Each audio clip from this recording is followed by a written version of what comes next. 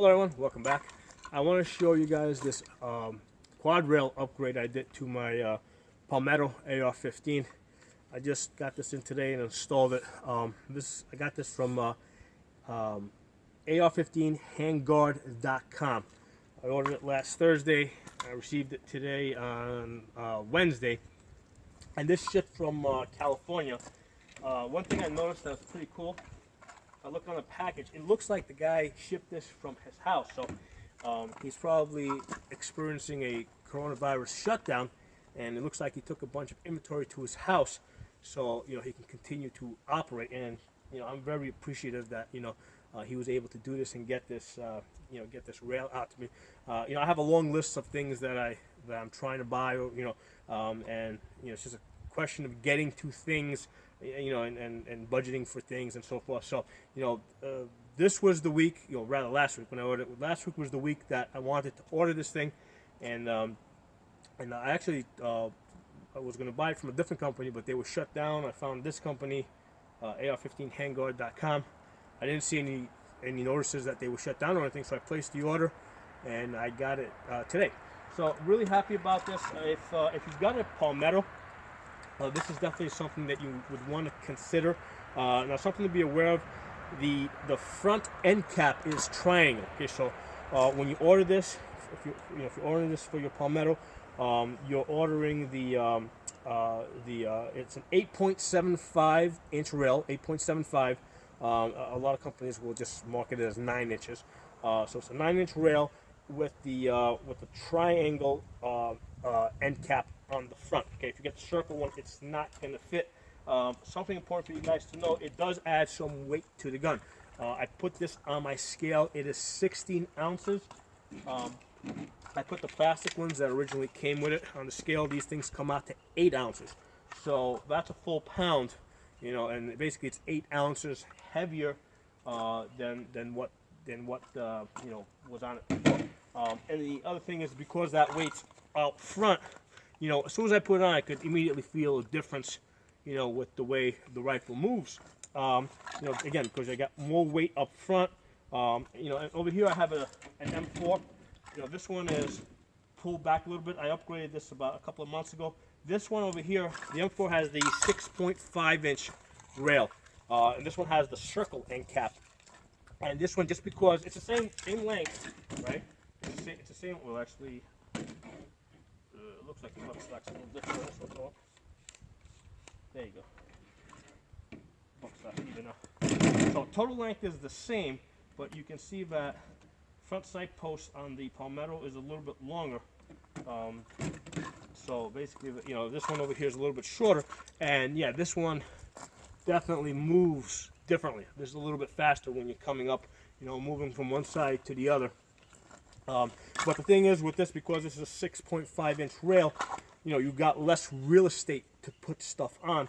The reason why, first of all, I needed a rail is because, I do night shooting, and now I have I have another rifle that I prefer to use for my night shooting, or I have it set up for permanent night shooting. And on that one, I have the light on the right side and a pressure pad on top. Okay, on this one, which I just want to temporarily or occasionally mount the light. With this one over here, this is nice because this Streamlight light has a crush washer.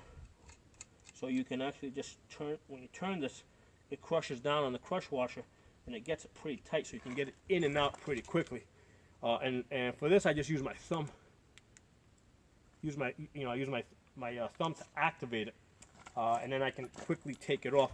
The only thing is, when you mount on this side, it can sometimes interfere with your sling, right? If you have your sling on this side, so that's one of the reasons sometimes I'll move this further back a little bit. So it's not interfering with the sling. So that's one of the things I have to, when I'm setting this up with a sling, if I'm doing it temporarily, I just have to make sure it doesn't interfere with the sling. But on a rifle where I know the light's going to be on there permanently, what I like to do is I like to get this off. Instead of it being on the left side, I put it on the right side, and because it's on the right side now, I put a pressure pad on top so I can activate it. Now, here's the thing: when I do it on this rail over here, because this is the 6.5-inch rail, You know, if I put a light on the right side, pressure pad on top, basically that's all the space you have. You can't mount an IR illuminator or anything in front of your pressure pad, so you gotta basically, you know, configure that differently. You gotta maybe put the pressure pad on the left side over here, you know, and then you gotta decide if that's what you really want it. So you know, but that's the issue with the 6.5-inch rail. With the 9-inch rail, you know, I would have, you know, I could put the light on the right side, pressure pad for the light goes back here, and I still have plenty of room up here to mount an IR illuminator if that's what I want to do. And you can put a handguard down here. I mean, I really don't mess with handguards. I find that they get in my way more than anything, especially if I'm trying to rest you know, if I'm trying to rest the gun on a bag or something.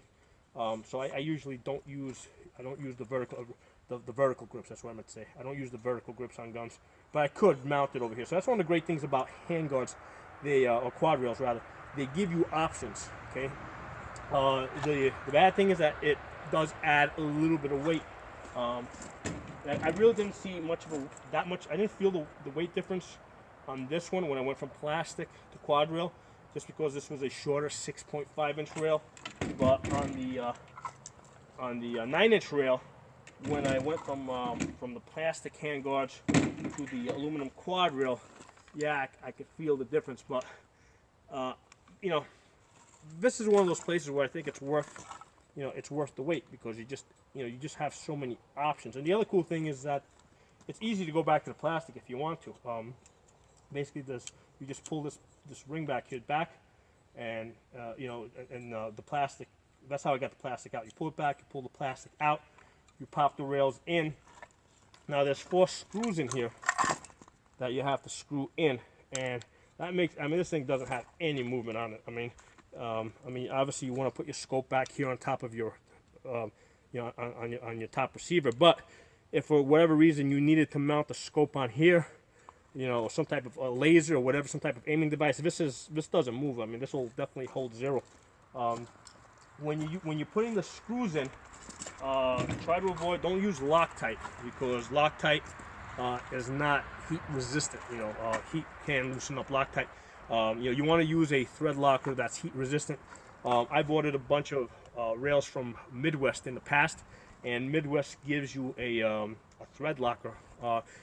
It doesn't say the name on it, but presumably, you know, I would expect that it's heat resistant, since you're buying a rail from them, and Midwest is a great company.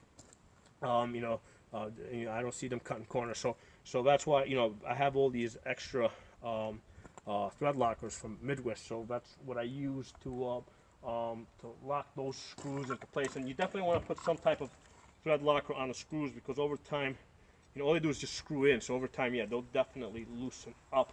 So that's today's upgrade. Right now, I'm not shooting this rifle today because, you know, I'm gonna let it sit overnight and let the thread locker, you know, dry up. I mean, it's probably dry by now anyway, but I'll just shoot some other gun. But again, I ordered this from AR-15 handguard.com, and I can definitely tell you that they are shipping, you know, through the coronavirus season, whatever you want to call it. You know, so far I'm loving this. I mean, it's kind of hard to screw this up. You know, it's an aluminum rail, so, you know, for $42, you know, I'm pretty happy with it. If you guys have any questions, comments, feedback, put in the comment section. If you're not a member of the channel, subscribe. I'll see you guys next time.